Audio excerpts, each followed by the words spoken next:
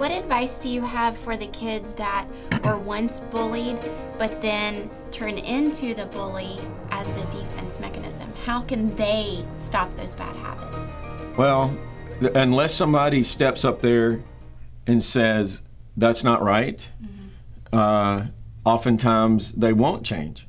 You know, a bully that gets called on it will maybe the first time go, oh, well, you're just saying that. But if there's an atmosphere in a school or in a classroom or on the football team where bullying happens an awful lot in sports, on sports teams or in the community, if that atmosphere is there where they know, the bully knows, wow, no matter where I go, I'm going to get called out, then they'll think about it, because nobody wants to be the ostracized kid. Right. But as long as you're the bully and everybody around you is clapping and going, oh, that's cool, then why would you change? And it takes the bystanders right. to say something. And so many times if the bystanders, whether it's one or several, to tell the bully, it's like, that's not cool. That's my friend. Whether they're your friend or not, you can go over and say, hey, they're with me. Come sit at my table so you don't have to endure that or whatever. There's a lot of things that kids can do that they don't think they have as much power as they really do. Okay. And so the bystanders, to me, are the group that we need to address the most, because they can make the most difference. And a lot of times they're content to be silent because they don't want to draw the attention of the bully. Right. But I've known a lot of kids in high school. I mean, they might be the smallest kid, but if they've got that attitude of, I'm not going to stand for this while I'm around watching, then word gets out. And before you know it, the entire school changes. And I've always felt that the atmosphere of a school is defined more by the kids than all the adults. And once they buy into this change, led by the adults, then things can be better. And there's a lot of kids struggling that need it. As a retired teacher, have you witnessed children in the past going through this experience? Oh, sure.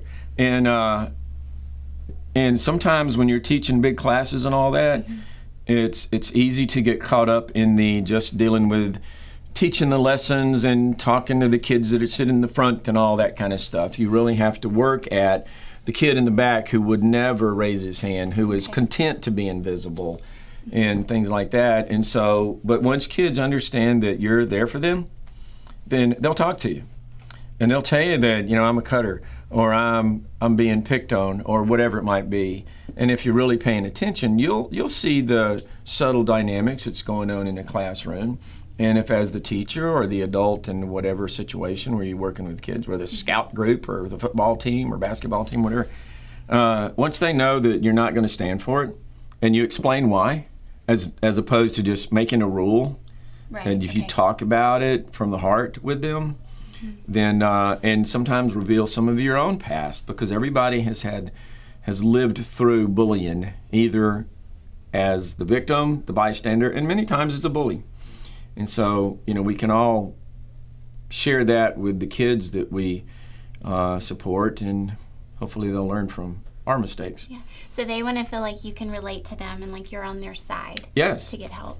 I mean, in all the years I coached and was a teacher and everything, and I know that when kids know that you're there for them, that they'll run through a wall for you, and they'll make a change for you. Okay. And so. What advice do you have for the children who are at that ultimate low? How can they be like Jimmy and overcome their fears to get rid of bullying once and for all? It's difficult, but you have to. It's hard to get across to a kid who thinks that today is all that matters, that tomorrow can be better. But they have to reach out to somebody. Too many times kids keep it in, and if there's some adult around them that is opening that channel of dialogue, then let them talk. And for the kids that are struggling, it's like, go find somebody. Believe me, you're not alone. You're not the first person that has had to deal with this, and you won't be the last. And if you can reach out, which is the hardest part, then the healing begins. Okay. So Mike, tell us a little bit more about what schools can do to help solve the problem. Okay. Yeah, one of the things that I have found in traveling around and listening to schools, that I just love is the mentoring program that people will implement. And very often it is through the sports programs, because in a high school, especially in middle school to an extent, the athletes are looked up to as much as anybody in the school. And so football coaches or whoever the varsity coaches will say, if you're going to be on my team, you have to agree to be a mentor for a kid coming into the school as a ninth grader or as a new kid or whatever it might be. And the players will go, oh my gosh, I can't believe it.